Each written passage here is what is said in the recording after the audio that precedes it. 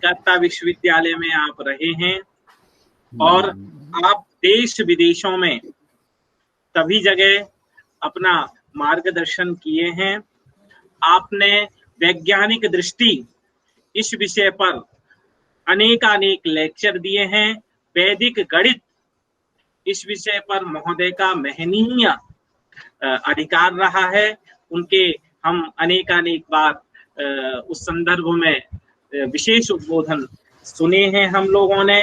और आप संस्कृत अनुरागी हैं।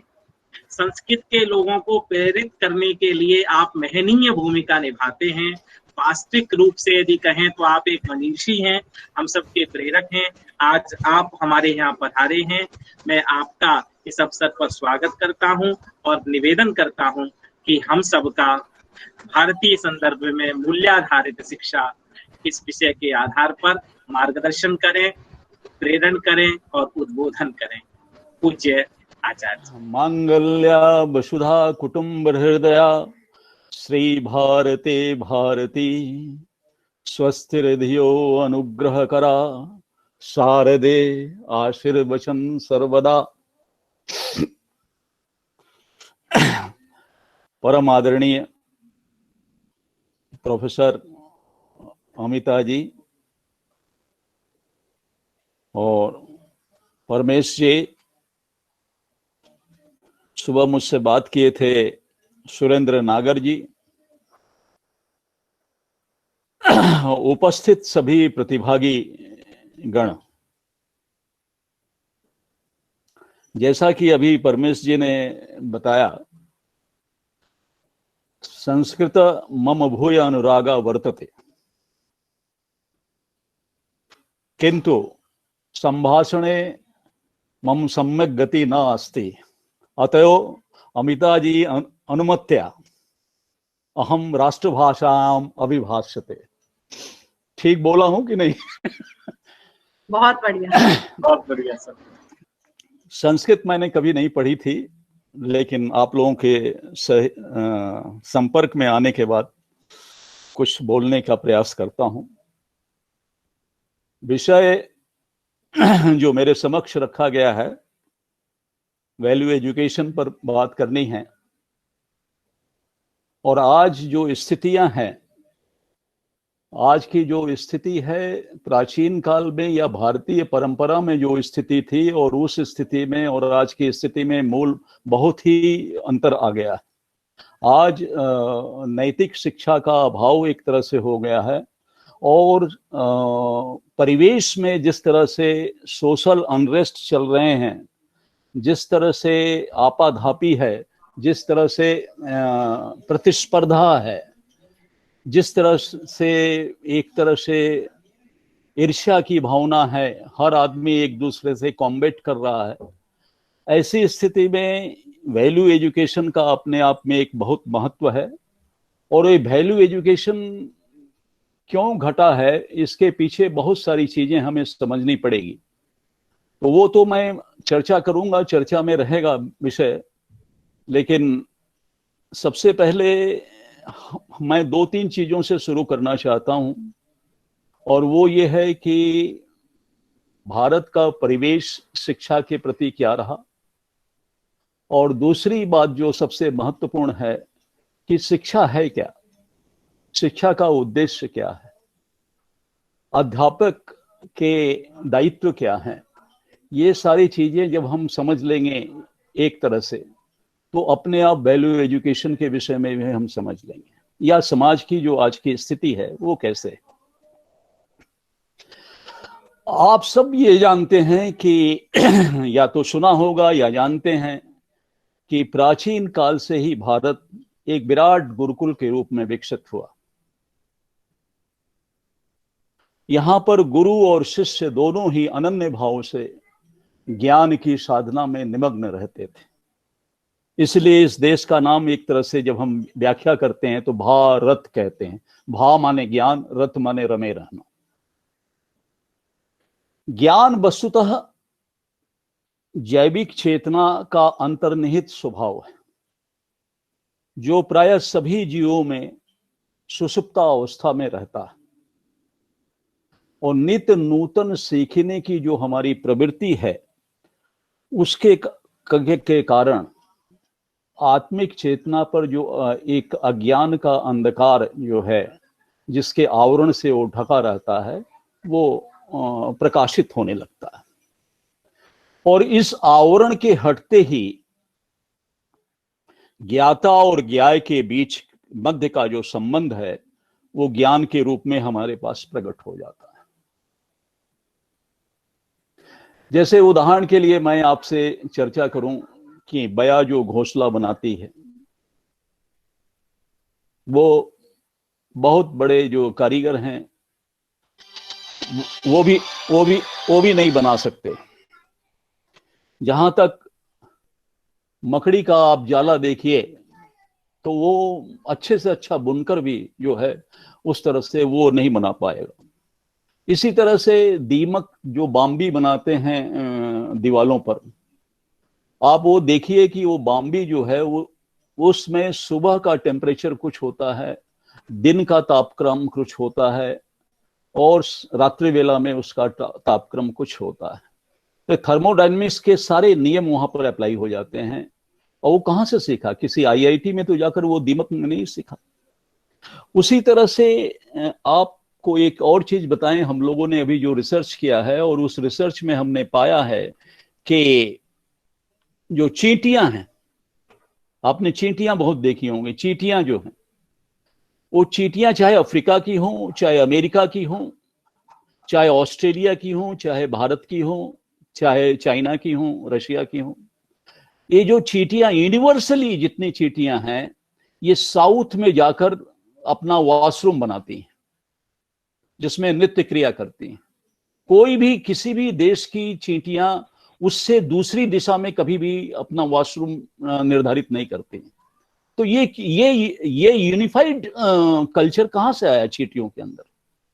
तो ये सारी चीजें हैं, हमें सोचनी पड़ेगी कि ज्ञान जो है, वो ज्ञान जो है आत्मा का एक स्वभाव है, और ज्ञान हम थोप नहीं सकते, दे नहीं सकते, केवल हमें उसे उजागर करना है। और जब उजागर करना है तो जो सीखने की एक प्रक्रिया, वो सीखने की प्रक्रिया जो है, क्योंकि वो सीखते हुए सीखता है, वो उजागर होता है, तो उसी सीखने की प्रक्रिया को हम शिक्षा कहते हैं। और शिक्षा जो है वो शिक्ष धातु से बनी है, और उसका भी मतलब जो है वो सीखना ही होता है। कई दशकों से हम अब सिखाने के बजाय पढ़ाना हमने शुरू कर दिया। और मैं बार बार कहता हूं कि अगर राष्ट्र का निर्माण करना है तो कृपा करके आचार्य लोग, आप पढ़ाना बंद कर दीजिए, सिखाना शुरू कर दीजिए, जो शिक्षा का मूल उद्देश्य। तो हम सिखाने के बजाय पढ़ा रहे हैं, एक तरह से हम पैरेटिंग कर रहे हैं, तोता बना रहे हैं। और उसी बुद्धि का जो विकास है, उसका एक फोबिया हमारे अंदर आ गई कि बुद्धि के विकास में जुटी आधुनिक शिक्षा पद्धति जो है, वो एक तरह से इंफॉर्मेशन की डंपिंग कर रही है। और जब इंफॉर्मेशन की डंपिंग होने लग जाती है, तो सृजनशीलता, संवेदनशीलता, इनका ह्रास हो जाता है। न सृजनशीलता रहती है, न संवेदनशीलता रहती है। और दूसरी बात है कि एक तरह से कॉमर्शियल एक्सप्लॉइटेशन भी आप लोग देख रहे हैं, कॉमर्शियल एक्सप्लॉइटेशन भी बहुत होता है। तो ये सारी चीजें चल रही हैं। उसके पीछे जो है एक बहुत बड़ा कारण है, उसको हमें देखना पड़ेगा। आप लोगों को शिक्षा में अमिता जी ने बताया भी होगा, बहुत सारे लोगों ने, बहुत सारे आचार्यों ने बताया होगा कि एक कॉन्सेप्ट आया था बहुत पहले एनिमल किंगडम का, और डार्विन के द्वारा वो दिया गया था कि man is a social animal. तो वो एनिमल किंगडम का एक कॉन्सेप्ट आया कि हमें एनिमल से ह्यूमन बनना है। तो उसी में हुआ कि टेबुले रासा है, बच्चा जो है वो टेबुले रासा है। माने वहां पर यूरोप में क्या करते थे, जब कागज वगैरह नहीं हुआ करता था, तो एक मोम का लेयर होता था, और मोम के लेयर में एक पट्टी सी होती थी, और उस पट्टी में लोहे के कील से वो लोग लिखते थे, और लिखने के बाद फिर उसको गर्म कर देते थे तो बराबर हो जाता था। तो वो टेबले राशा, वो बोलते थे कि बच्चा जब पैदा होता टेबले राशा होता, माने मोम की जैसे बिना लिखे हुए पट्टी हो, तो उस तरह का होता था। तो उसको हमें सिखाना, पढ़ाना, और उसी से प्रभावित होकर, एनिमल किंगडम से प्रभावित होकर फ्रांसिस गेल्टन नाम के एक क्या कहते हैं फिलोसोफर हुए, और उन्होंने यूजेनिस थ्योरी लिखी, और उनका ये 1888 में उन्होंने ये थ्योरी लिखी। और उसके बाद ये हुआ कि हमको सुपर रेस चाहिए, तो डल रेस जो था उसको एलिमिनेट करना शुरू किया, क्योंकि सर्वाइवल ऑफ द फिटेस्ट की बात थी। तो ये सारी चीजें होती रही। हमारे यहां ये नहीं है कि man is a social animal या बंदर से मनुष्य पैदा हुआ। ये इस पर अब तो विज्ञान ने भी वो सारी भ्रांतियां दूर कर दी हैं कि वो उसकी जो थ्योरी थी वो एक तरह से गॉसिपिंग थी, क्योंकि डीएनए की थ्योरी अब आ गई है, जेनेटिक्स आ गया है। तो इसमें सारा चीज क्लियर हो गया कि ये केवल विजुअलाइज करके, एक कल्पना करके कुछ कहना विज्ञान कभी उसको मानता नहीं है। विज्ञान तो प्रैक्टिकली एप्लीकेशन में देखता है कि जेनेटिक्स में जीन्स का म्यूटेशन किस तरह से हो रहा है, और मिलियंस एंड मिलियंस ईयर्स में भी कोई म्यूटेशन नहीं होता। इसके लिए लंबा कॉल चाहिए, और उनका अगर हिस्ट्री भी आप देखिए तो 4000 BC से वो सारी चीजें शुरू करते हैं। तो उसमें तो बहुत सारी बातें हैं, वो तो हमने बहुत सारी जगह कहा है, वो डार्विन थ्योरी पर बहुत सारा डिस्कशन हुआ है। That is another issue. यहाँ पर तो वैल्यू ऑफ एजुकेशन की बात। और हमारे यहाँ देखिए थ्योरी में चेंज देखिए, पहले ये समझने का प्रयास कीजिए कि क्या हुआ है और क्यों हुआ, ऐसा हो रहा है। अगर हमारे पास कोई प्रॉब्लम है तो उस प्रॉब्लम का कारण क्या है। उस प्रॉब्लम का कारण यह है कि वो वहां एनिमल की बात करते हैं, हम यहां क्या कहते हैं, हम कहते हैं, परमेश जी वो जानते हैं आप लोगों का 4 महावाक्य जो है, हम यहां पर कहते हैं कि प्रज्ञानम ब्रह्म, ब्रह्म जो है वो प्रज्ञान है।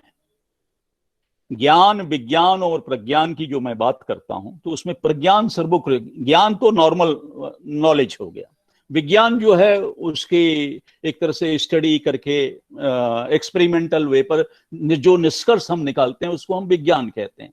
और प्रज्ञान जो है उसके आध्यात्मिकता, स्पिरिचुअलिटी, उसके अंदर what is the cause of that thing, वो उसको हम प्रज्ञान कहते हैं, जिसे हम विवेक कहते हैं, जिसे हम प्रज्ञा कहते हैं। तो प्रज्ञानम ब्रह्म कहा गया है, सत्य ज्ञानम अनंत ब्रह्म की बात की गई। तो पहला हो गया प्रज्ञानम ब्रह्म। ये 4 महावाक्य हैं हमारे यहां। प्रज्ञानम ब्रह्म है, ब्रह्म प्रज्ञान है। और हमारे अंदर, क्योंकि हम एक शरीरधारी जीव हैं, हमारे अंदर एक आत्मा का निवास करता है। तो अयम आत्मा ब्रह्म, ये आत्मा जो है परमात्मा की देन है, इसलिए अयम आत्मा ब्रह्म, मेरी आत्मा ही ब्रह्म है।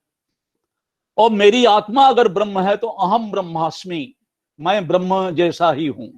अगर मैं ब्रह्म जैसा हूं तो तू भी मनुष्य है, आप सब भी मनुष्य हैं, इसलिए तत्त्वमसि, वह तो तेरे में भी है। ये 4 महावाक्य हैं। हम अपनी तुलना ब्रह्म से करते हैं, वो अपनी तुलना एनिमल से करते हैं। That is the basic difference between their concept and our concept. एक तो ये हो गया। दूसरा ये है कि लीनियर अप्रोच उनका जो है, वो एक लीनियर अप्रोच में चलते हैं, हम साइक्लिक अप्रोच में चलते हैं। लीनियर अप्रोच ये है कि जिस तरह से light always travels in straight line, सीधी रेखा में जा रही है, वो टाइम को भी इसी तरह से कहते हैं कि समय जो है वो सीधी रेखा में जा रही है। It is just like a arrow, धनुष का बाण है, जो चला गया वो लौट के नहीं आएगा। स्टीफन हॉकिंस ने यही कहा। और अभी मैंने उसकी थ्योरी को के अगेंस्ट में मैंने बात करी, क्योंकि जब भी कोई चीज बनती है विश्व में तो उसमें मैटर और एंटी मैटर होता है, दोनों होता है। उनके कोलिशन से ही कोई फॉर्मेशन बनता है। तो मैटर अगर राइट डायरेक्शन में चल रहा है तो anti matter always left direction में चलेगा, क्योंकि उसके ऑपोजिट है। तो जब ऑपोजिट और इस तरह से ऑस्किलेशन होगा तो अपने आप साइकिल बन जाएगी। और इसलिए आइंस्टीन ने कहा कि स्पेस एंड टाइम कॉन्टिन्यूम, और उसने कहा कि स्पेस इज कर्व्ड, वो वक्र है, वो गोल है, और टाइम और स्पेस दोनों एक साथ से जुड़े हैं। स्पेस की किसी भी घटना का वर्णन करने के लिए आपका जो मापदंड होगा वो समय होगा, काल होगा। तो अगर स्पेस गोल है या वक्र है तो समय भी वक्र होगा। बिल्कुल सही बात, ये आइंस्टीन ने कहा। तो फिर टाइम इज एरो कैसे हो सकता है? ये ठीक है कि छोड़े, आप कोई भी लाइन खींच दीजिए, आप जहां बैठे हैं वहां से अपने कमरे में ही लाइन खींच दीजिए, आपको स्ट्रेट लाइन दिखाई देगी। लेकिन इसी लाइन को आप अगर यहां से स्टार्ट करें और पूरे अर्थ को घुमाकर फिर आप अपनी जगह पर ले आए तो राउंड हो जाएगा। और यही पाई का सिद्धांत भी बताता है। तो जब ये बताता है तो समय गोल है, साइक्लिक है, उनका समय एक है। तो वो लीनियर अप्रोच मानते हैं। लीनियर अप्रोच के मतलब उनकी एक जिंदगी है, there is only one life, दूसरी लाइफ नहीं है। 70-80 साल की जिंदगी है, उसमें जितना हम ले सकें ले लें, बाकी कमिंग जनरेशन जाने। तो 70-80 साल की जिंदगी है, इसलिए सब कुछ इसी में करना है, इसलिए पंचुअलिटी है उनके अंदर, एग्जैक्ट टाइम पर आएंगे, एग्जैक्ट टाइम लिमिट है उनका। हर कुछ घड़ी से और समय से बंद है, क्योंकि समय निकल गया तो मुश्किल हो जाएगा। और इसलिए वो दोहन के बजाय शोषण पर, क्योंकि वो चले जाएंगे फिर उनको आना नहीं है, तो जितना है वो सारे रिसोर्सेस का शोषण कर लो, प्रॉस्पेरिटी बढ़ा लो, क्योंकि ये पूरी पृथ्वी आपको भोग करने के लिए है। उनकी भोग प्रवृत्ति बढ़ गई। हमारे यहां ये बात नहीं थी, हमारे यहां साइक्लिक पोजीशन थी कि हम पैदा होंगे, मृत्यु होगी, फिर जन्म लेंगे, ये चलता रहेगा, क्योंकि साइक्लिक है, टाइम जो है साइक्लिक है। और साइंस का भी ये नियम है कि कोई भी चीज नष्ट नहीं होती, उसके फॉर्मेशन केवल चेंज होते हैं। तो हमें फिर से वापस आना है। तो जब हमें फिर से वापस आना है तो हमें इस धरती को अगर छोड़ के जाना है तो इस धरती को ठीक ठाक छोड़ के जाना है, क्योंकि हमें वापस आना है, कमिंग जनरेशन को नहीं आना है। उनका है कमिंग जनरेशन, हमारा कमिंग जनरेशन नहीं है। We have to come again, हमें खुद आना है। तो जब हमें खुद आना है तो then we adhere the responsibility, हमारी एक रिस्पॉन्सिबिलिटी बनती है। तो that is the basic difference. और इसलिए हम शोषण नहीं करते, हमारे भारतीय कॉन्सेप्ट में शोषण नहीं है बल्कि दोहन है। खिलाते हैं, पोषण करते हैं, फिर उससे कुछ लेते हैं, प्रकृति को कुछ देते हैं और कुछ लेते हैं। उनका है कि सब कुछ लेना ही लेना। तो बेसिक हेयरलाइन डिफरेंस उनके कॉन्सेप्ट में और हमारे कॉन्सेप्ट में यह है कि उनके अंदर पंचुअलिटी है। That is a hairline difference between western and eastern. वो पंचुअलिटी है उनके अंदर और हमारे यहाँ रिस्पॉन्सिबिलिटी। इसलिए हमें बहुत गहराई से इन सारी बातों को समझना पड़ेगा। और जब हम ये समझेंगे, खाली हम राइट्स की बात ना करें कि हमारा ये अधिकार है, हमारे ड्यूटीज क्या हैं, ये बहुत इंपॉर्टेंट। हम नियम पर चलने की जरूरत नहीं है आपको, क्योंकि नियम जो है वो हमेशा लॉ के डर से लोग पालन करते हैं। अगर रेड लाइट पर ट्रैफिक पुलिस नहीं है या सीसीटीवी कैमरा नहीं है तो हर आदमी रेड लाइट जंप कर लेता है, क्योंकि लॉ बाइंडिंग्स है उसके लिए। हम इसलिए नियम हम भारतीय कॉन्सेप्ट में नियम कभी महत्वपूर्ण नहीं रहा। भारतीय कॉन्सेप्ट में संयम महत्वपूर्ण रहा। संयम, जो आपकी आत्मा खुद निर्णय करती है कि ये गलत है और ये सही है, आपको संयमित करती है। और आपको किसी भी व्यक्ति को संयमित शासन या दंडे के बल पर नहीं किया जा सकता जब तक वो खुद संयमित ना हो। नियम की अवहेलना की जा सकती है।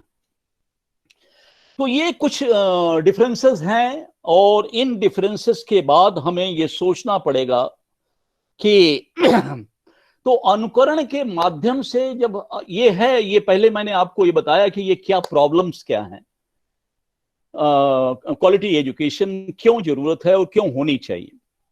अब ये है कि अनुकरण के माध्यम से जो सीखी हुई शिक्षा है अभी हमने कहा ना कि अनुकरण से सीखते हैं, तो अनुकरण के माध्यम से जो सीखी हुई शिक्षा है उसका एक सीमित दायरा होता है, और वो सीमित दायरा जो है ज्ञानेंद्री, कर्मेंद्री और मन और बुद्धि तक ही सीमित रहता है। लेकिन बुद्धि से परे का एक ज्ञान है। बुद्धि से जो परे का ज्ञान है उसको जानने के लिए तात्विक साक्षात्कार की आवश्यकता होती है, और वो अनुभूति जन्य उपलब्धियों के माध्यम से ही प्राप्त की जा सकती है। और हमारे यहां देखिए एक दर्शन है, आप लोग बहुत सभी लोग संस्कृत के विद्वान हैं, दर्शन है हमारे यहां, और दर्शन जो है उसकी जब पाणिनि व्याकरण में आता है, दृश्ये प्रेक्षणे, माने वो जो प्रेक्षण है उस प्रेक्षण का एक गंभीर भाव, और उस प्रेक्षण का जो गंभीर भाव ये है कि तात्विक साक्षात्कार या अनुभूति के माध्यम से जो देखा जाए उसे ही दर्शन कहते हैं।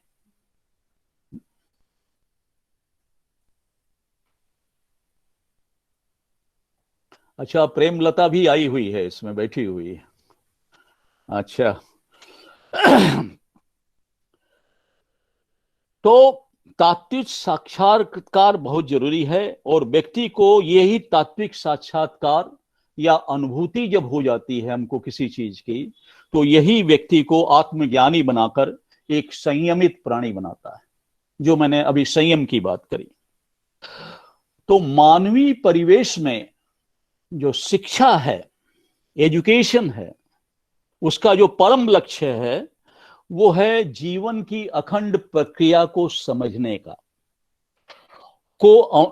जीवन की अखंड प्रक्रिया को अनुभूत करके जीवन के उदात्त मूल्यों के खोज और समझने में व्यक्ति की जो सहायता करे, यही शिक्षा का मूल उद्देश्य है, यही शिक्षा का परम लक्ष्य, कि जीवन का जो उदात्त मूल्य है वो क्या है। जो आप वैल्यू एजुकेशन की बात कर रहे हैं, तो उदात्त मूल्य क्या है, और जीवन की ये जो अखंड प्रक्रिया है।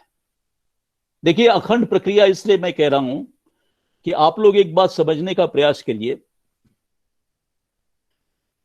कि हम लोग क्या करते हैं, भारतीय लोग, जब किसी की मृत्यु हो जाती है अपने आत्मीय स्वजन की, तो दाह अंत्येष्टि करने के पश्चात उपरांत हम उसके अस्थि को एक कलश में रखकर गंगा में प्रवाहित कर देते हैं। क्यों अमिता जी, यही होता है। तो हम उसके अस्थि जो है वो तो मैटर है, वो तो कुछ बचा ही नहीं है, वो तो जीव तो चला गया। तो उस अस्थि अवशेष को हम गंगा में क्यों प्रवाहित करते हैं? हम गंगा में इसलिए प्रवाहित करते हैं कि गंगा में अविरलता है, प्रवाहमयी है गंगा। तो हम ये संकेत देने का प्रयास करते हैं कि उस व्यक्ति का शारीरिक जीवन यहां तक था, इसके बाद ये समाप्त नहीं हुआ। This is not full stop, this is not the end of life, that life continue by rebirth. इसलिए हम गंगा में प्रवाहित करते हैं कि जीवन प्रवाहमय है, यहां सब कुछ समाप्त नहीं हुआ है। वो उद्देश्य है, वो हम सांकेतिक रूप से उसको हम बताने का प्रयास करते हैं कि हम उसके अस्थि को प्रवाहित जल में, केवल गंगा में नहीं, जितनी भी नदियां हैं जो प्रवाहमयी हैं, हम किसी तालाब में उसको नहीं डालते हैं जहां स्थिर जल, प्रवाह में डालते हैं, क्योंकि जीवन प्रवाहमय है। इसलिए वो अनंत यात्रा पर निकल चुका है, वो दूसरी यात्रा करेगा। तो इसलिए जीवन अखंड है। शरीर नष्ट हो जाता है लेकिन जीवन अखंड है। तो जीवन की अखंड प्रक्रिया को समझते हुए जीवन के उदात्त मूल्यों की खोज करने और समझने की में व्यक्ति की जो सहायता करे, यही शिक्षा का परम लक्ष्य है, परम उद्देश्य। बहुत क्लियर शायद हो गया होगा आप लोग। अब प्रश्न ये है कि शिक्षा, पहले तो सीखने वाली बात हो गई, अब उसके आगे हम बढ़ रहे हैं, और जब हम आगे बढ़ रहे हैं उससे, तब हम उस पर बात कर रहे हैं कि बुद्धि से परे की क्या स्थिति है, जो इसको तात्विक साक्षात्कार हम कह रहे हैं। तो शिक्षा वह बीज है, ये वो सीड है, ये वो बीज है जो व्यक्तित्व में बोधत्व के भाव को अंकुरित कर उसके स्व को निखार देता है, उसका सेल्फ निखर के आ जाता है, उसका अह निखर के आ जाता है। अहंकार नहीं, घमंड नहीं, उसका अह जो है, उसका जो सेल्फ है, वो सेल्फ निखर कर सामने आ जाता है। और इसी स्वत्व से, ये जो स्वत्व है, इसी स्वत्व से व्यक्ति की मेधा प्रस्फुटित होती है, उसकी जो मेधा है वो प्रस्फुटित होती है, और यही मेधा उसे पूर्ण समन्वित दृष्टि देकर एक विवेकशील प्राणी बना देती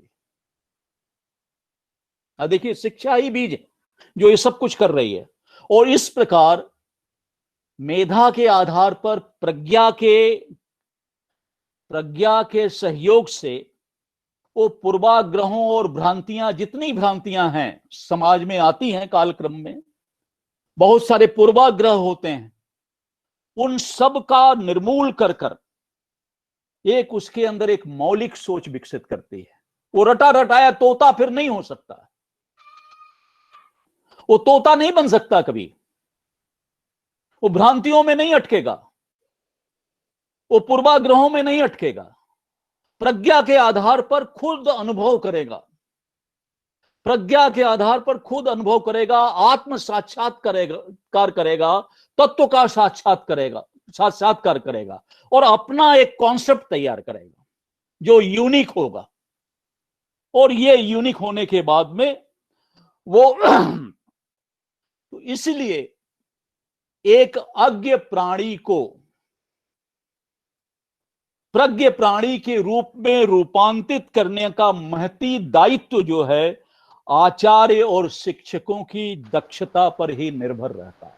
तो एक अज्ञ को प्रज्ञ प्राणी बनाने में रूपांतरित करने का जो महती दायित्व है, रेस्पॉन्सिबिलिटी है, वो आचार्यों और शिक्षकों की दक्षता पर, डेक्स्टारिटी पर ही निर्भर करता है।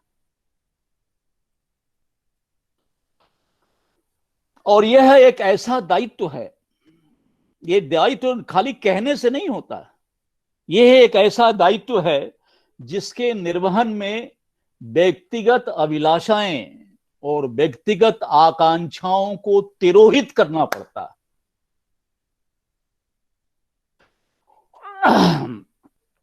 और जब ये तिरोहित हो जाता है, it is not a normal thing, ये आदर्श वाक्य हो सकता है, ये करना बहुत कठिन है। तो जब तक आचार्य अपने व्यक्तिगत आकांक्षाओं और अभिलाषाओं को, ग्रीड्स को तिरोहित नहीं करेगा, तब तक वो अपने छात्रों के साथ न्याय नहीं कर सकता है। और जब वो न्याय करेगा तो वो व्यक्ति को नहीं बनाएगा, वो व्यक्ति से महामानव का निर्माण करेगा। दिव्यम जनम मनुर्भव दिव्या जनम, ऋग्वेद का मंत्र है। मनुर्भव, पूरे वर्ल्ड में जितने जगह, पूरा वर्ल्ड की जो डॉक्ट्रिन है आप उठाकर देख लीजिए, किसी ने अच्छे क्रिश्चियन बनाने की कोशिश की कि अच्छे क्रिश्चियन बन जाएं, किसी ने कहा अच्छे मुस्लिम बन जाएं, मुसल्लम ईमान आ जाए उनके अंदर, किसी ने कहा अच्छे यहूदी बन जाएं, किसी ने कहा अच्छे बुद्धिस्ट बन जाएं, किसी ने कहा अच्छे ये बन जाएं।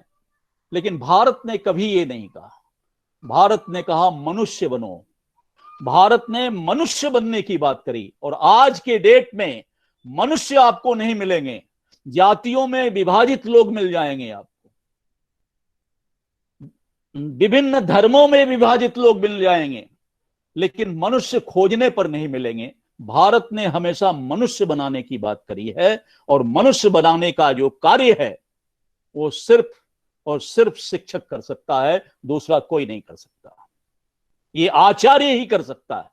संसार के जितने भी पेशे हैं, आप जितने भी पेशा उठा के देख लीजिए, चाहे वो आर्किटेक्ट हो, चाहे इंजीनियर हो, चाहे डॉक्टर हो, चाहे कॉर्पोरेट सेक्टर हो, जितने भी पेशे हैं, जितने भी प्रोफेशंस हैं, वो सारे डेड आइटम पर काम करते हैं।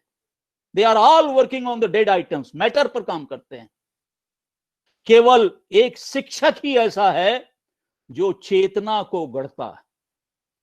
चेतना को गढ़ने का काम सिर्फ शिक्षक करता है, आचार्य करता है, और एक चेतना को गढ़कर एक देव मानव से महामानव बना देता है, देवत्व प्रदान कर देता है उसके अंदर। तो इस तरह से देवत्व से विभूषित व्यक्ति से परिवार, व्यक्ति से परिवार, और परिवार से जो है लोक, और लोक से राष्ट्र, और राष्ट्र से वैश्विक परिवेश का निर्माण शिक्षक के इसी दायित्वपूर्ण बोध के ऊपर ही निर्भर रहता है। इसलिए आचार्य चाणक्य ने कहा था कि अध्यापक साधारण नहीं होता, उसके एक हाथ में निर्माण और दूसरे हाथ में विध्वंस होता है। अगर वो अपने कर्तव्यों का पालन नहीं करेगा तो वो विध्वंस कर देगा व्यक्ति को। व्यक्ति के अंदर जो मोरालिटी है, व्यक्ति के अंदर जो नैतिकता है, वो नहीं पनप पाएगी, उसके अंदर देवत्व तो नहीं पनप पाएगा, और जब देवत्व नहीं पनप पाएगा तो वो राक्षसी बर्ताव करेगा, और अगर वो अपने कर्तव्यों का निर्वहन करेगा तो मानव को महामानव बना देगा। इसलिए शिक्षक साधारण नहीं होता, शिक्षक कभी साधारण नहीं होता। लोग तो बोलते हैं, आज स्थिति यह है कि हर शिक्षक ये समझता है कि वो बहुत ही बेचारा। आप बेचारा नहीं, आपको कहीं बाइंडिंग्स नहीं है, ना यूजीसी की बाइंडिंग है, ना किसी एडमिनिस्ट्रेशन की बाइंडिंग है। क्लासरूम में you are whole and soul. आप अपने विवेक का इस्तेमाल कीजिए। कैरिकुलम है, ठीक है, लेकिन आप उसको समझा सकते हैं, वो इनपुट आप डाल सकते हैं। और इसीलिए वेद कहता है, वयम राष्ट्रम जाग्र्याम पुरोहिता। हे पुरोहित, हे आचार्य, हे गुरु, तुम जागृत हो जाओ, राष्ट्र जग जाएगा। हमारे आचार्य अगर जग गए तो एक नए राष्ट्र का निर्माण कर देंगे, एक ज्वलंत राष्ट्र का, एक ओजस्वी राष्ट्र का। ये पार्लियामेंट नहीं कर सकता, ये कोई राजनेता नहीं कर सकता। इसलिए मैं कभी कभी कहता हूं कि ये जो शिक्षक दिवस आप लोग मनाते हैं 5 सितंबर को, शायद 5 सितंबर को मनाते हैं, 5 सितंबर को मनाते हैं, क्यों मनाते हैं? इसलिए मनाते हैं कि एक शिक्षक राष्ट्रपति बन गया। व्हाट मैटर यार कि एक शिक्षक राष्ट्रपति बन गया? अरे शिक्षक ही तो राष्ट्रपति बनाता है, शिक्षक ही प्रधानमंत्री बनाता है। कोई आकाश से कोई टपकता नहीं, वो शिक्षक के ही कंट्रीब्यूशन है, और शिक्षक के कंट्रीब्यूशन से वो बनता है। तो एक शिक्षक राष्ट्रपति बन गया, ये महत्वपूर्ण नहीं है। और वो भी दूसरी बात अगर देखें तो केवल राधा कृष्ण 5 सितंबर को पैदा हुए थे, और राधा कृष्ण शिक्षक से राष्ट्रपति बन गए। और उसके बाद तो देखिए वो कलाम साहब बने, और उसके बाद प्रणब मुखर्जी, वो भी राष्ट्र शिक्षक थे। तो अब उसमें कंट्रोवर्सी हो जाएगी कि क्यों राधा कृष्ण के नाम से ही मनाया जाए। भाई 3 राष्ट्रपति हो गए, तो वो कोई औचित्य नहीं है। मैं तो कहता हूं शिक्षक दिवस उस दिन मनाना चाहिए जिस दिन कोई राष्ट्रपति अपने पद को त्याग करके शिक्षक बन जाए, वो दिन शिक्षक दिवस का होता है। यह गरिमा होनी चाहिए। राष्ट्रपति अपना पद त्याग करे और शिक्षक बन जाए, तब शिक्षक का गरिमा पैदा होती है। तो ये सारी चीजें होनी चाहिए। तो मेरे कहने का तात्पर्य यह है कि ये जो संकल्प है, जो मैंने अभी तक आपसे कहा, ये जो संकल्प है, इसको चरितार्थ करने के लिए आचार्य जो निष्काम भाव से अपने को समर्पण करता है, वही वैल्यू एजुकेशन है। बाकी सारे मॉडल सिर्फ थोपे गए प्रक्रिया है। Don't involve in the models के क्या मॉडल होना चाहिए।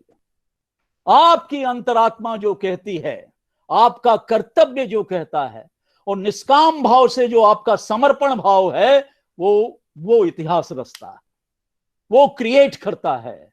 और वो मानव नहीं क्रिएट करता है, वो महामानव क्रिएट कर देगा। इसलिए आज अगर सोसाइटी में, आज अगर कम्युनिटी में कोई अनरेस्ट है, तो कहीं ना कहीं हमारे ऊपर एक बहुत बड़ा प्रश्न चिन्ह लगा हुआ है कि हम कहीं ना कहीं अपने कर्तव्यों के निर्वहन में हमने कहीं ना कहीं कोताही की, हमने कहीं ना कहीं फॉर्मेलिटी अदा किया। तो ये हमें समझना चाहिए कि हमारे कर्तव्य क्या हैं। और उसके लिए सबसे इंपॉर्टेंट है, देखिए बहुत सारी चीजें हैं आपके यहां, मेरे को नहीं मालूम है कि किस किस विषय के आचार्य आपके यहां उपस्थित हैं। अब समाज शास्त्र अगर पढ़ाया जाता है, समाज शास्त्र पढ़ाते हैं, तो समाज शास्त्र में हम किसको पढ़ा रहे हैं? हेक्सले को पढ़ा रहे हैं, कांट को पढ़ा रहे हैं, मैक्सवेली को पढ़ा रहे हैं। उनको पढ़ाना गलत नहीं है, उन्होंने कुछ गलत नहीं लिखा है, लेकिन उन्होंने यूरोप के रहने वाले थे, वो भारत नहीं आए थे बेचारे। उन्होंने यूरोप के मॉडल के मुताबिक, वहां की कम्युनिटी के मुताबिक, वहां के सोसाइटी के मुताबिक उन्होंने सोशल साइंस लिखे। वो आपके यहां एप्लीकेबल नहीं है। आपके यहां डिफरेंट सोशल कस्टम्स हैं। उन्होंने जो लिखे वो ठीक लिखे, यूरोप के लिए ठीक है, वो वहां के सोशल ऑर्डर के लिए ठीक है वो। लेकिन उन्होंने जो, उनके आधार पर अगर सोशल स्टडीज पढ़ाई जा रही है, तो क्या वो राष्ट्रानुकूल है या परिवेशानुकूल है? मैं धर्म की बात नहीं कर रहा हूं, आपके परिवेश के अनुकूल है। हमारे यहां तो कहा गया है, अनुव्रतो पिता पुत्रो माता भवतु सन्मना, माने पिता जो है, पुत्र जो है पिता का आज्ञाकारी हो, माता जो है वो बहुत ही वात्सल्य से भरी हो।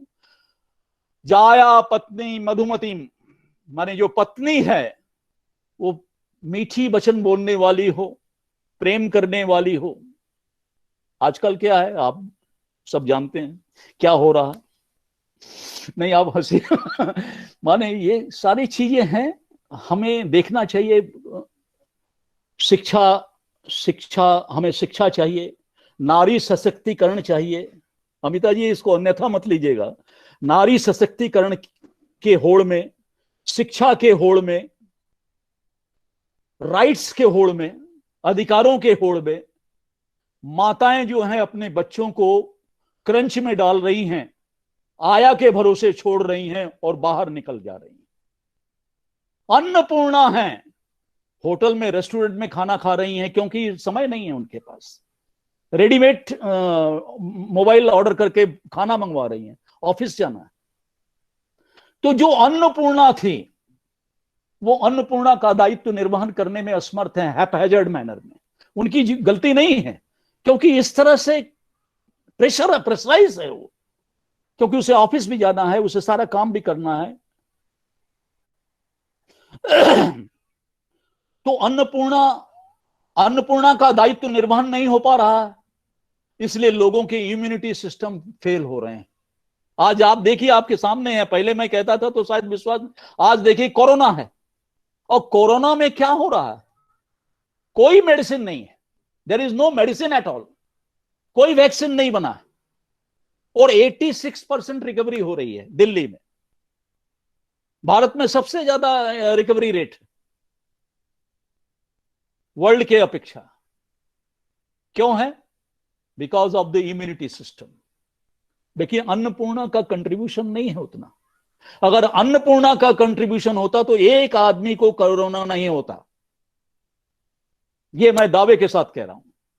क्योंकि कोई मेडिसिन ना होने के बाद भी लोग ठीक हो रहे हैं। क्यों ठीक हो रहे हैं? क्योंकि नॉर्मली हम जो रेसिपी डालते हैं, सब्जी बनाते हैं, चाहे वो होटल में हो चाहे यहां हो, उसमें हम दालचीनी डालते हैं, गोल मिर्च डालते हैं, छोटी इलायची डालते हैं, बड़ी इलायची डालते हैं, तेजपात डालते हैं, ये सारी रेसिपी है। हल्दी डालते हैं, इवन दाल जो बनाते हैं उसमें हल्दी और जीरा का तड़का लगाते हैं, प्याज का तड़का लगाते हैं, अदरक डालते हैं, और वही सारी चीज आपकी इम्यूनिटी बूस्टर। और इम्यूनिटी बूस्टर होगा तो 14 दिन का टोटल पीरियड है उसका। 14 दिन अगर कोई सरवाइव कर लिया तो उसको कोरोना क्या करेगा? आपकी इम्यूनिटी उतनी स्ट्रांग होनी चाहिए। आज जो क्राइसिस है आप देख रहे हैं, हर जगह इम्यूनिटी की क्राइसिस हो रही है। आज तक देखिए 1918 में से लेके 1920 तक का जो पीरियड था वो स्पेनिश फ्लू का पीरियड था, और 1918 में शुरू हुआ था वो स्पेनिश फ्लू। 6 करोड़ आदमी उस समय मरे थे पूरे वर्ल्ड वाइड। आज तक उसकी वैक्सीन नहीं बनी, और वही अब नॉर्मलाइज होकर आपको वायरल फ्लू के रूप में आज आप उसको जानते हैं। किसी आदमी को 3 दिन बुखार रहता है, किसी आदमी को 5 दिन रहता है, किसी आदमी को 7 दिन रहता है, किसी को 11 दिन भी रहता है। क्यों रहता है? Depends upon the immunity system of each and every person. जिसका ज्यादा स्ट्रांग है 3 दिन में फीवर डाउन हो जाए। उसकी कोई मेडिसिन नहीं है, पैरासीटामोल देते हैं और एंटीबायोटिक में एजिथ्रोमाइसिन दे देते हैं और बोलते हैं लिक्विड लीजिए। अगर ज्यादा बुखार हो गया है तो बर्फ से या कपड़ा रखिए ठंडा पानी का, यही डॉक्टर एडवाइस करते हैं और ठीक हो जाता है। तो यही है। तो मेरे कहने का मतलब, अगर अन्नपूर्णा का दायित्व निर्वहन होता, उतना शुद्ध और उतना बढ़िया भोजन मिलता, पैकेट के मसाले नहीं पड़ते, सील बट्टा में पीस के मसाले पड़ते, तो आज कोरोना भारत में तो इतना नहीं फैलता। और फैलता भी तो अपने आप ठीक हो जाता। इट्स हार्डली, पॉजिटिव से नेगेटिव आने में टाइम नहीं लगता। ये मैं नहीं कहता हूं कि नहीं फैलता, लेकिन पॉजिटिव से नेगेटिव आ सकता। खैर एनीवे, मैं इसके लिए ये नहीं कह रहा हूं। दूसरी बात यह है कि शिक्षा में हम लोगों ने वृद्ध संवाद बंद कर दिया, क्योंकि कोई गलती नहीं है किसी की। मेट्रोपॉलिटन सिटीज में आप देखिए न्यूक्लियस फैमिली, मियां बीबी और बच्चे। बहुत सारे लोगों को तो अपने दादा दादी के नाम नहीं याद है, नाना नानी के नाम नहीं याद है, क्योंकि वो एटमॉस्फेयर नहीं मिला उनको।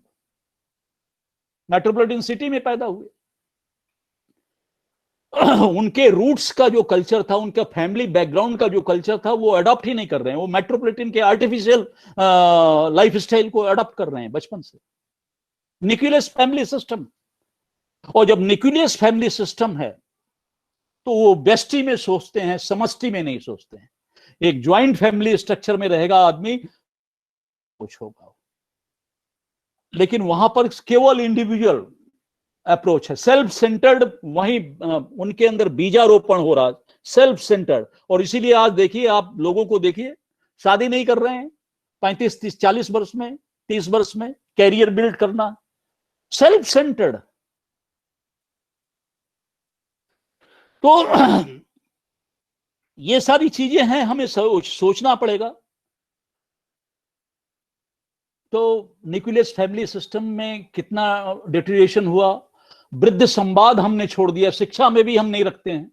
वृद्ध संवाद हमें होना चाहिए, एल्डर पर्सन का, जिसका 75 ईयर्स का, 65 ईयर्स का एक्सपीरियंस है। वो एक्सपीरियंस किताबों में नहीं मिलेगी। वो जब अपने ग्रैंड सन, ग्रैंड चिल्ड्रन के साथ शेयर करता है तो उसको वो प्लस करता है, अपना एज प्लस कर देता है उसके एज में, और वो उतना एडवांस हो जाता है। तो ये सारी चीजें हमें समझनी पड़ेगी।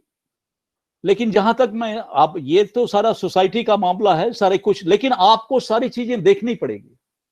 इतिहास में हम क्या पढ़ा रहे हैं, इतिहास में हम जो पढ़ा रहे हैं वो सारी चीजें हमें देखनी पड़ेगी।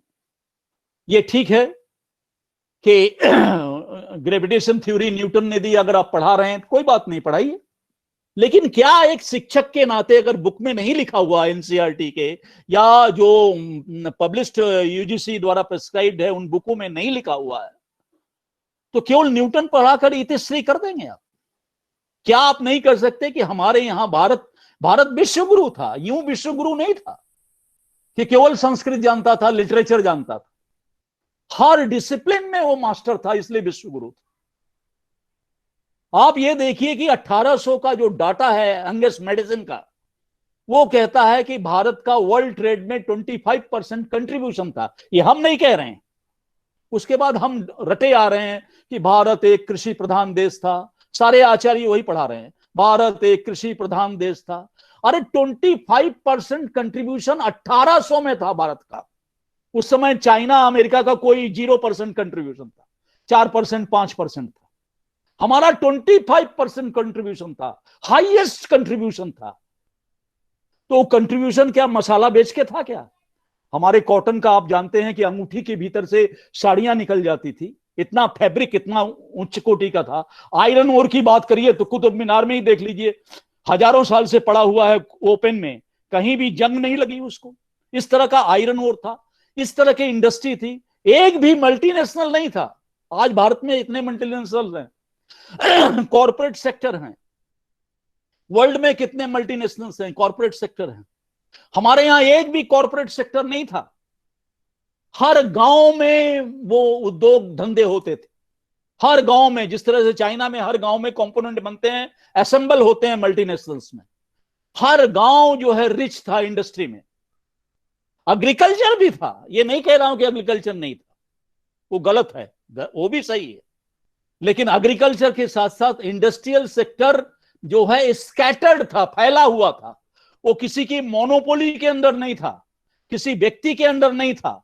और व्यापारी आते थे कारवां लेकर और गांव गांव में कलेक्ट करते थे। ढाका चले गए, वहां मलमल ले लिया, उधर चले गए वहां से रेशम ले लिया, बेंगलोर चले गए वहां से वो ले लिया, बंगाल चले गए वहां से तांत ले लिया, तांत की साड़ियां ले ली, पाटन चले गए गुजरात, वहां से पाटन की साड़ी ले ली, और उसको वो वर्ल्ड में ले जाते थे। सूरत चले गए, वहां पर डायमंड की नक्काशी थी, वो ले जाते थे। तो वो कलेक्ट करते थे, गांव से कलेक्ट करके उसकी वर्ल्ड ट्रेडिंग करते थे। तब 25% कंट्रीब्यूशन था, सो ऑर्गेनाइज्ड। और हुंडी चलती थी, वो हुंडी अपना देके जाते थे, पैसा नहीं देते थे, बेच के आते थे, फिर ईमानदारी से पैसा वापस करते थे, क्योंकि वो प्रोमोजरी नोट देके जाते थे, वो हुंडी देके जाते थे। कोई मल्टीनेशनल नहीं था कि उसकी मोनोपोली चले। और आज जिस तरह से 40%, आप देखिए कोरोना में काम नहीं हुआ, 40% मिडिल क्लास को बाहर निकाल दिया गया। 40% उनके पास जॉब नहीं है। आप लोग तो टीचर हैं, गवर्नमेंट स्कूल में हैं, गवर्नमेंट यूनिवर्सिटी में हैं या स्टेट यूनिवर्सिटी में हैं, आप सिक्योर हैं कम से कम।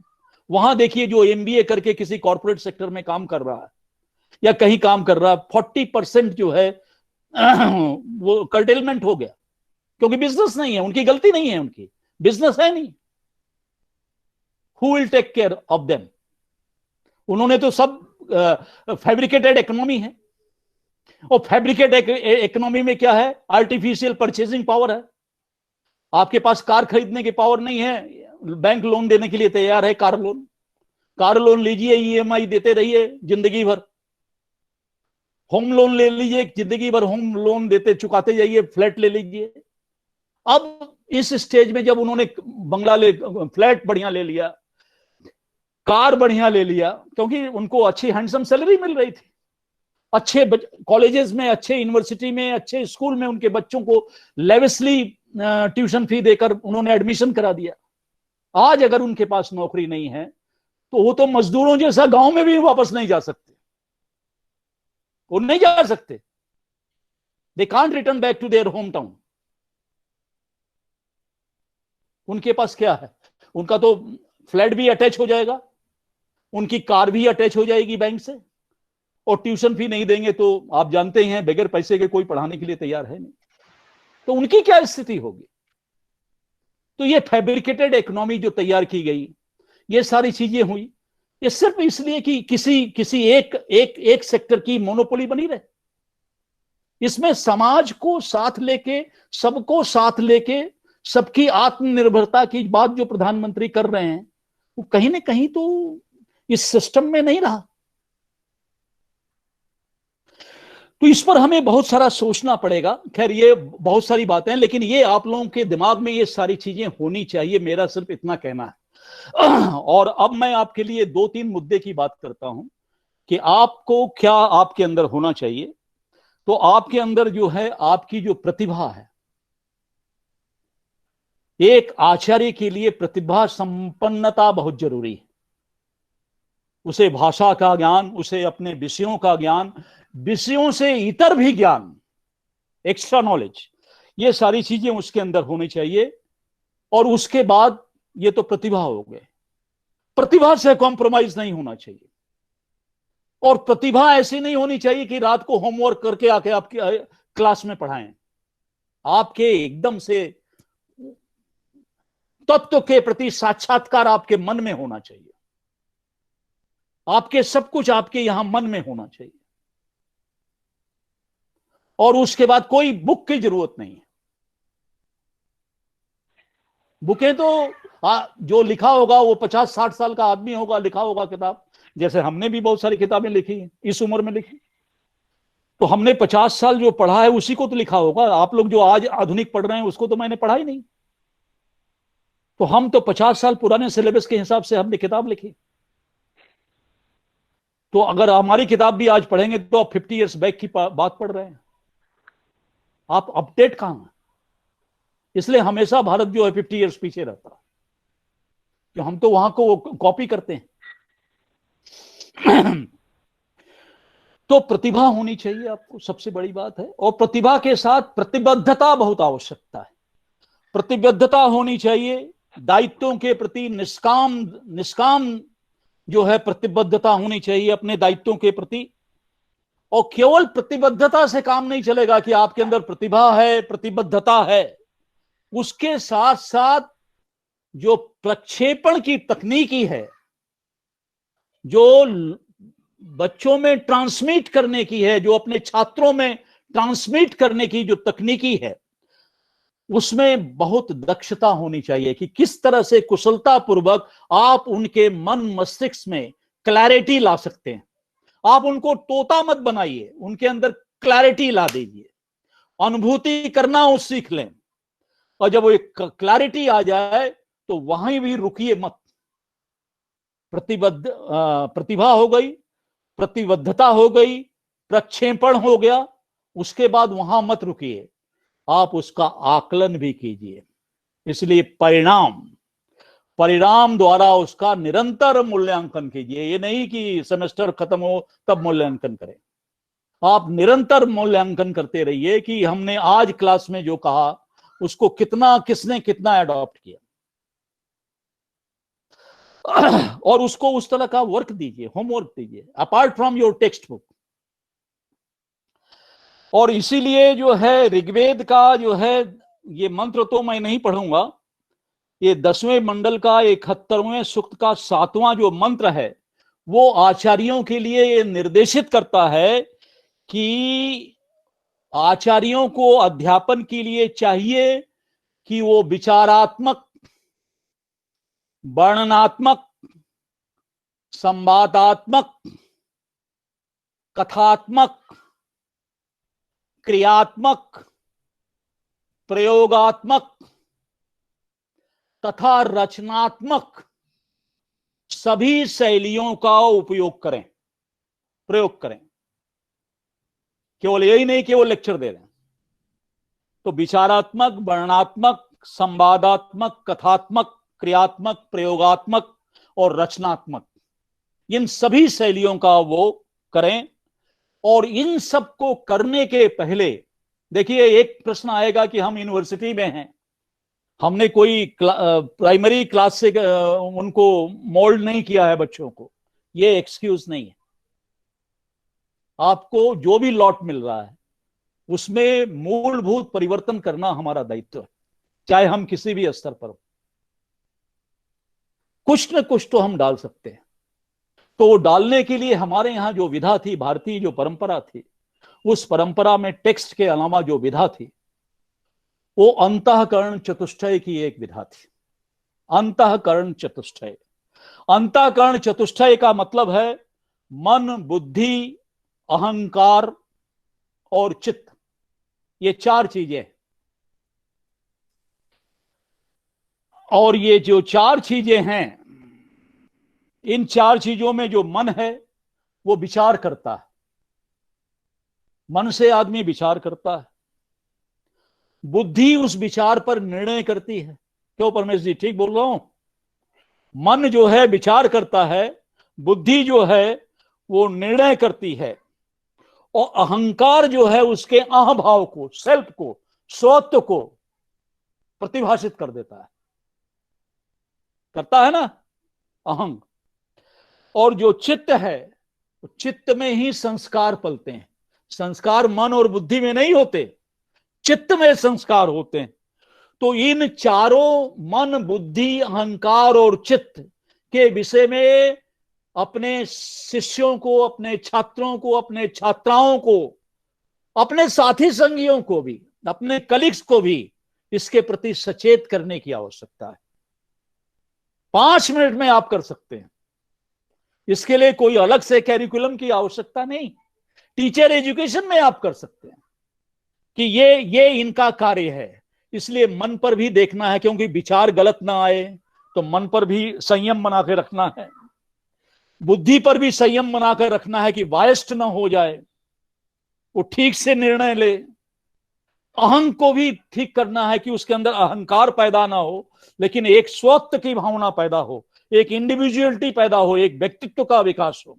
और उसके बाद चित्त में देखे कि संस्कार कुसंस्कार ना पड़े। तो ये सचेत करना कि ये इंपॉर्टेंट है, इसको इग्नोर नहीं किया जा सकता। और जब ये हो जाए तो उसके बाद जो है पंचकोशी विद्या, उसकी बात करनी चाहिए। पंचकोशी विद्या में आप लोग, पंचकोश तो आप लोग संस्कृत वाले हैं, सब जानते हैं। पंचकोश में क्या है? पहला है अन्नमय। तो अन्नमय का मतलब क्या है? शरीर माध्य खलु धर्म साधनम। तो शरीर है तो अन्न चाहिए, बगैर अन्न के शरीर नहीं रहेगा। तो शरीर के प्रति ध्यान देना है, अर्थात अपने स्वास्थ्य के प्रति ध्यान देना है। अन्नमय कोश का ज्ञान होना चाहिए कि आप कौन सा अन्न खाएंगे जिससे शरीर स्वस्थ रहे। ये बर्गर, पिज्जा, ये फास्ट फूड क्या नुकसान करता है, ये क्या करता है, इसको सारा को आपको बताना है। या ये सॉफ्ट ड्रिंक क्या करता है, और फलों के जूस क्या करते हैं, उनमें क्या डिफरेंशिएट है। तो स्वास्थ्य के प्रति हो गया। अन्नमय के बाद दूसरा जो कोश है वो है प्राणमय कोश। तो अगर अन्न शुद्ध है, आहार शुद्धो चित्त शुद्धि, आहार अगर शुद्ध है तो चित्त शुद्ध होगा, और चित्त शुद्ध होगा तो ओजस्विता आएगी, आपके अंदर ओज आएगा, आपके अंदर एक ऊर्जा का संचार होगा। तो प्राणमय कोश है तो आप एकदम ऊर्जावान बने रहेंगे, ओजस्वी होंगे। उसके बाद है मनोन्मय कोश। मनोन्मय कोश क्या है कि मानसिक विकास। तो किस तरह से मानसिक विकास होगा? तो उसका आधार भी आहार है। आहार शुद्धो चित्त शुद्धि, तो मानसिक विकास होगा। और उसके बाद है विज्ञानमय कोश। तो विज्ञानमय कोश ये है कि जब बुद्धि स्थिर होगी, आहार ठीक होगा तो चित्त शुद्ध होगा, चित्त शुद्ध होगा तो बुद्धि भ्रमित नहीं होगी, और जब बुद्धि भ्रमित नहीं होगी तो आपका अन्वेषण भी ठीक होगा। आप माइक्रो लेवल में जाकर किसी चीज का अन्वेषण कर पाएंगे, तो विज्ञानमय कोश आपका प्रवृत्त होगा। और जब विज्ञानमय कोश होगा तब उसके बाद जब आप ये सारा कर लेंगे, ये भौतिक जगत का है, तो उससे जो आपको एक आत्मसंतुष्टि होगी कि हमने सारे ये जो चारों कोश हैं इनका ठीक से व्यवस्था कर ली। तो व्यवस्था करने पर एक आत्मसंतोष होगा, एक आत्मसंतुष्टि होगी, और वो उस आत्मसंतुष्टि से आनंदमय कोश पल्लवित होगा। और वो आनंदमय कोश जो है आध्यात्मिक उपलब्धि आपको प्रदान करेगी, जहां अपना और पराया का भेद नहीं रह जाएगा। सर्वे भवन्तु सुखिना सर्वे सन्तु निरामया। तो सबके लिए हम बात करेंगे। और आत्म क्षेत्र जब पुष्ट होगा तो आत्म क्षेत्र से शांति होगी। ये जो अशांत पूरा वातावरण है ये नष्ट हो जाएगा। आत्म क्षेत्र अगर पुष्ट होगा तो आत्म क्षेत्र से शांति होगी। और बुद्धि क्षेत्र, अगर बुद्धि ठीक है और ठीक से आप एसेस कर रहे हैं, बुद्धि अगर ठीक है और बुद्धि से आप ठीक एसेस कर रहे हैं, तो आपको एक तृप्ति मिलेगी, एक संतुष्टि मिलेगी, और तृप्ति मिलेगी। मानसिक क्षेत्र अगर ठीक है तो उससे आपको एक तुष्टि होगी, मानसिक क्षेत्र से तुष्टि प्राप्त होगी। और क्या कहते हैं, शक्ति क्षेत्र से ओजस्विता आपके अंदर आएगी, और शारीरिक क्षेत्र से आपका शरीर पुष्ट होगा, और इस तरह आप एक सम्यक जीवन यापन कर सकते हैं। उसके बाद कोई भी विषय आप पढ़िए, नो प्रॉब्लम एट ऑल। अगर आप इंजीनियर भी हो गए तो आप पुल का इस तरह निर्माण करेंगे जो सबके लिए सुखप्रद हो। आप अगर डॉक्टर हैं तो आप ये नहीं देखेंगे कि हमारी फीस आई कि नहीं आई और उसने बिल जमा कराया कि नहीं कराया। आपके लिए प्रायोरिटी होगी कि आप उस पेशेंट को ठीक करें। तो ये जो सारी चीजें हैं, और ये सब चीजें तब आएगी जब ये आप करेंगे, ये बच्चों को शिक्षा देंगे। तो छात्रों के लिए भी आवश्यक है कि वो भी 4 चीजों का ध्यान दें। पहला है अदिति। अदिति का मतलब है कि अध्ययन करें, वो खुद अध्ययन करें। स्वाध्याय हमारे यहां कहा गया है, सत्यम वद धर्म चर स्वाध्याय प्रमदः, ये शिक्षा वल्ले में आता है। पहले तो अध्ययन करें, और अध्ययन करने के बाद अदिति के बाद दूसरा है बोध। बोध का मतलब है उस अध्ययन का अनुशीलन करें, बोध का अनुशीलन करें। और अनुशीलन के बाद तीसरा जो है अदिति, बोध, और उसके बाद आचरण। आचरण मतलब उसका व्यवहारिक प्रयोग करें, खाली अनुशीलन से नहीं, खाली थ्योरेटिकल नहीं, उसका प्रैक्टिकल एप्लीकेशन करें, व्यवहारिक प्रयोग करें। और व्यवहारिक प्रयोग करके जब देख लें कि हाँ ये ठीक है, जैसे भाई कोरोना वैक्सीन का व्यवहारिक प्रयोग हो रहा है, जब ये ठीक लग रहा है तो समाज में जो लोग स्कूल नहीं जा पाए, जो लोग बढ़िया शिक्षा नहीं ले पाए, उनमें उसका प्रचारण करें, उनमें उसका प्रचारण करें, माने संप्रेषण करें, उनको ट्रेंड करें। अब मनुष्य बन गए अहम, अहम के बाद दूसरा वयम है, और वयम के बाद तीसरा लोकम है, और लोकम के बाद चौथा राष्ट्रम है।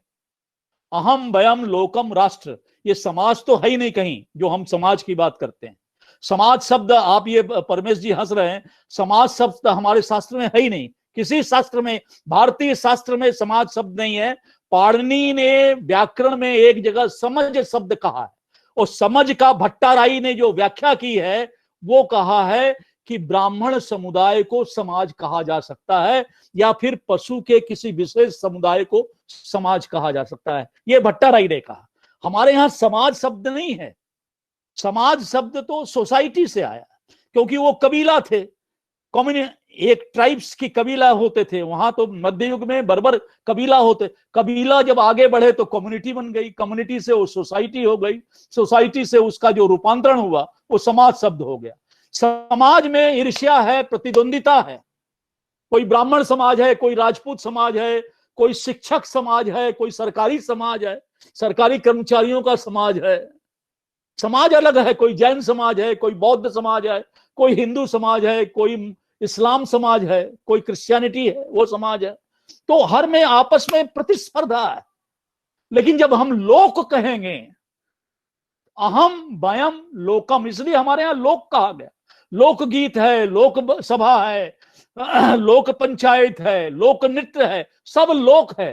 लोक में फिर लोक मतलब समष्टि हो गया, फिर उसमें खाई नहीं पड़ेगी, उसमें विभेदात्मक नहीं रहेगा, ये प्राकृतिक है। समाज जो डिफिनेशन है ये व्यक्ति का दिया हुआ है, इसलिए इसमें दोष है। और लोक जो है प्राकृतिक है, इसलिए उसमें दोष नहीं है, प्रकृति कभी गलत नहीं हो सकती। इसलिए अहम वयम लोकम और राष्ट्र, ये इसकी बात की गई है। तो ये सारी चीजें हैं जो हमें समझनी पड़ेगी, और जब हम ये समझ लेंगे तो हम पर्यावरण के प्रति भी उतना होंगे कि हम पर्यावरण के प्रति देखें। किताबों से पर्यावरण नहीं आता है, हमें अनुभूत करना पड़ेगा कि हमारे अगल बगल में, अभी हमने कोरोना में देखा, कोरोना टाइम में हमने देखा, आप लोगों ने भी देखा होगा कि बहुत सारे लोग बंदरों को, कुत्तों को, चिड़ियों को अपने घरों से ले जाकर दाना खिला रहे हैं, क्योंकि कोई बाहर नहीं निकल रहा था लॉकडाउन में। वो सड़क पर आ गए थे, शेर भी सड़क पर आ गया, हाथी भी सड़क पर आ गई, तो लोग जाकर देते थे, खाना दे रहे थे। तो ये, क्योंकि साइंस ये कहता है, क्वांटम मैकेनिज्म ये कहता है, everybody is interdependent, inter related, interconnected. हम सब इंटरकनेक्टेड हैं, इंटरडिपेंडेंट हैं। हर कण से हम लोग जुड़े हुए हैं, केवल जीव से नहीं, कण से भी जुड़े हुए हैं। अगर उसमें कोई डिसबैलेंस हो गया तो हम डिसबैलेंस हो जाएंगे। तो हमें सबको लेके चलना है। सब जीवित रहेंगे, सब सुरक्षित रहेंगे तो हम रहेंगे। ये हम कोई किसी के ऊपर एहसान नहीं कर रहे हैं। आपका सर्वाइवल तब है जब आपके अगल बगल का प्रकृति, आपके अगल बगल के वृक्ष, आपके अगल बगल के जीव जंतु अगर सुरक्षित रहे तो आप भी सुरक्षित रहेंगे, आपको भी आपके रोग प्रतिरोधात्मक क्षमता बढ़ेगी। छिपकली है रहेगी, घर के कीटाणुओं को खत्म कर देती है। हर जीव के कोई ना कोई कर्तव्य हैं जो आपको फायदा पहुंचा रहे हैं, ऐसा नहीं है कोई भी जीव आपको अनिष्ट नहीं पहुंचा रहा है। हर आदमी अपनी अपनी ड्यूटी कर रहा है। सिर्फ मनुष्य जो है अपनी बाउंड्री का क्रॉस कर जाता है और उसी अतिरेक में वो नुकसान कर जाता है। हर जीव उसको जो ड्यूटी मिली है उस ड्यूटी का निर्वहन कर रहा है। प्रकृति ने जो ड्यूटी दी है उसका निर्वहन कर रहा है। वृक्ष है वो फल दे रहा है, आपको छाया दे रहा है। कोई भी वृक्ष ऐसा नहीं है जो हानिकारक है। वो जो ऋषि चरक सिद्धांत में है कि एक को भेजा कि जाकर देखो कि कोई ऐसी वनस्पति है जो स्वास्थ्य के लिए उपयोगी नहीं है तो उसको ले आओ। सब तो चले गए, लेकिन वो एक जो है बालक, एक जो छात्र है वो बरसों घूमता रहा और लौट के खाली हाथ आया। गुरुजी ने पूछा क्या हुआ? बोला हमें इस संसार में कोई ऐसी वनस्पति ही नहीं मिली जो स्वास्थ्य के लिए लाभदायक, मनुष्य के लिए या जीव के लिए लाभदायक न हो। तो हर चीज प्रकृति की दी हुई चीज, क्योंकि आपकी बॉडी ही प्रकृति की बनी हुई है। ऐसी बॉडी कहीं नहीं है, ऐसी मशीन कहीं नहीं है कि आटा डालिए और चावल डालिए और खून बन जाए। आज तक विज्ञान नहीं बना पाया। ये आपकी ही बॉडी में है कि रोटी खाइए खून बन जाएगा, दाल खाइए खून बन जाएगा, और खून से फिर मांस बन जाएगा, हड्डी बन जाएगी, आपका ओज बन जाएगा। इस तरह की मशीन मिलना ही दुर्लभ है। ये खुद रिपेयर करती है। रात को अगर गहरी नींद आ गई आपको 6 घंटे की, बॉडी रिपेयर हो जाती है। इसलिए बोलते हैं सोइए आप। तो ये ऑटोमेशन है हमारे अंदर, ये प्रकृति का अनुपम उपहार। तो इस काया को, इस शरीर को, इस पुरुष को, पुरुष का मतलब पुरुषेते इति पुरुष, माने इस शरीर में जो निवास करे वो पुरुष है। ये नहीं कि स्त्री पुरुष, स्त्री के शरीर में भी आत्मा है। हम तो कीड़ों के शरीर में आत्मा मानते हैं, कीट पतंगों के शरीर में भी आत्मा है, हर जीव में आत्मा। ये तो वेस्टर्न थॉट है कि वुमेन हैज नो सोल। हमारे यहां नहीं है। हमारे यहां तो हम कीट पतंगों को भी आप में मानते हैं कि आत्मा। तो ये आत्मा जिस शरीर में है, ये मंदिर है हमारा शरीर। इसको हम स्वस्थ रखें, और ये तब स्वस्थ रहेगा जब पर्यावरण ठीक रहेगा, आपके अगल बगल उतनी स्पेस रहेगी जिसमें आपको ऑक्सीजन बढ़िया मिल सके, हरियाली उतनी रहनी चाहिए, उतने पशु पक्षी जो आपके अगल बगल के हैं, डोमेस्टिक या बाहर के, वो सारे सुरक्षित रहें। वो ये सारे सुरक्षित जब रहेंगे, आपका पंच महाभूत ठीक से व्यवस्थित रहे, आकाश तत्व उतना रहे, जल तत्व उतना रहे, अग्नि तत्व उतना रहे, ज्यादा गर्मी ना रहे, सारे संतुलित रहें, तो आपका शरीर भी संतुलित रहेगा, कोई कोरोना कुछ नहीं करेगा। तो ये सारा का सारा जब ठीक रहेगा तो हम स्वस्थ रहेंगे, क्योंकि हम इंटरकनेक्टेड हैं, इंटरडिपेंडेंट हैं, इंटर रिलेटेड हैं और इंटर रिवरेंशियल भी हैं, आत्मिक रूप से जुड़े हुए हैं। इसलिए हमारे शास्त्र में ये साइंस कहता है, और हम कहते हैं आत्मवत सर्वभूतेषु, सारा आत्मवत है, इंटर रेवरेंशियल है हम। तो मेरे कहने का मतलब है कि आपकी दी हुई शिक्षा तब सार्थक होगी जब आपके, हमारे यहाँ डिग्री का कोई महत्व नहीं है, कागजी का पेपर का कोई वैल्यू नहीं है।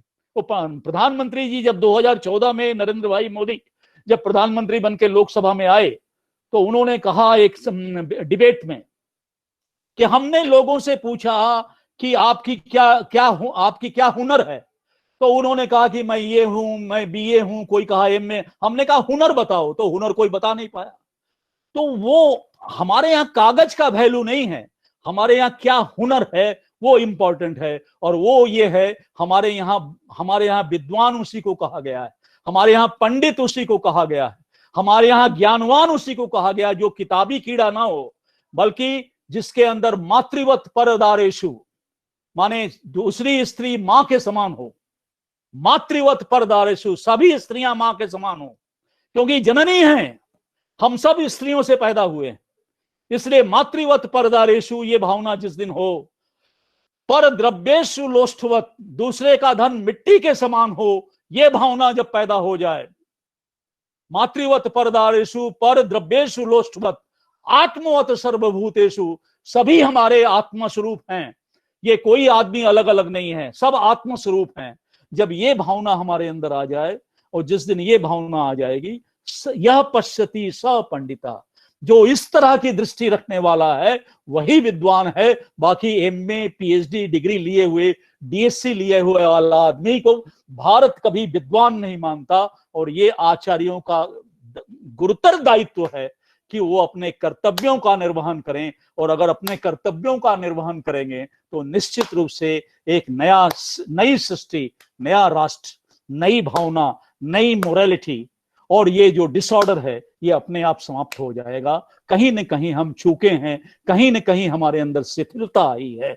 और इसीलिए मैं हमेशा, अमिता जी जानती है, मैं हमेशा कहता हूं, ये तो एजुकेशन की हैं, इन लोगों के सारे मॉडल्स होते हैं। मैं हमेशा कहता हूं कि मॉडल्स कोई इंपॉर्टेंट नहीं है, मॉडल्स तो सिर्फ प्रक्रियाएं हैं। जिस दिन आप संकल्प कर लेंगे उस दिन वैल्यू एजुकेशन हो जाएगा। कोई जरूरत नहीं, कुछ पढ़ने की जरूरत नहीं है। आपके अंदर वो आचार्य की आत्मा अगर प्रविष्ट हो गई तो ये सृष्टि का कल्याण हो जाएगा। मैं भारत की बात नहीं कर रहा हूं, ये सृष्टि का कल्याण हो जाएगा। यही मैं कह रहा हूं। काफी ज्यादा मैं शायद बोल गया, तो मैं अनुमति चाह रहा हूं, और भी बोल सकता हूं, लेकिन मैं घड़ी देख रहा हूं काफी, मुझे मालूम भी नहीं था कब से कब तक बोलना है।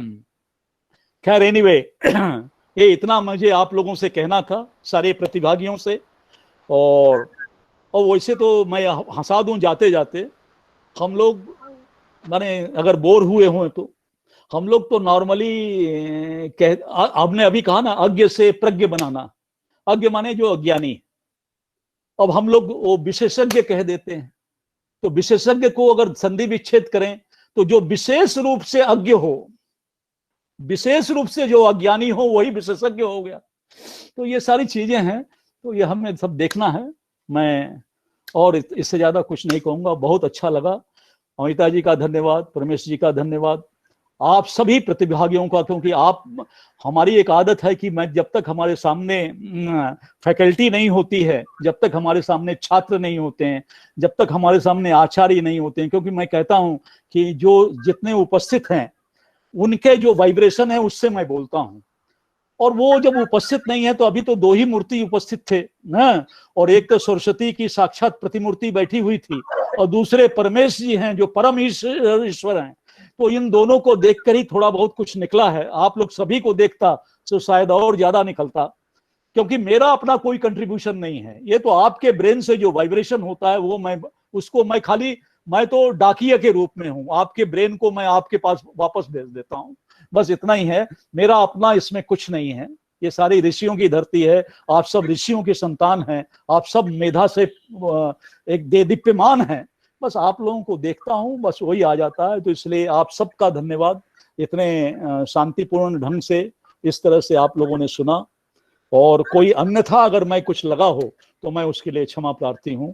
आपका कल्याण हो, आपका भविष्य उज्जवल हो, आप यशस्वी बने, और आप एक प्रतिमान बने अध्यापक के रूप में, आचार्य के रूप में। और उस दिन देखिए मेरे रोए खड़े हो रहे हैं, और आप जिस दिन बनेंगे उस दिन मेरी आत्मा को शांति मिलेगी। मैं और कुछ नहीं चाहता हूँ। बहुत बहुत धन्यवाद। धन्यवादः। वयम् अत्यन्तम् अनातिकृतः भवद्भिः स्वीय उद्बोधनेन। हम सभी लोग आपके भारतीय संदर्भ में वैदिक आपका जो मंडन हमने सुना, उससे वास्तव में हम लोगों का दिव्य सर्जन हुआ है, ऐसा हम समझते हैं।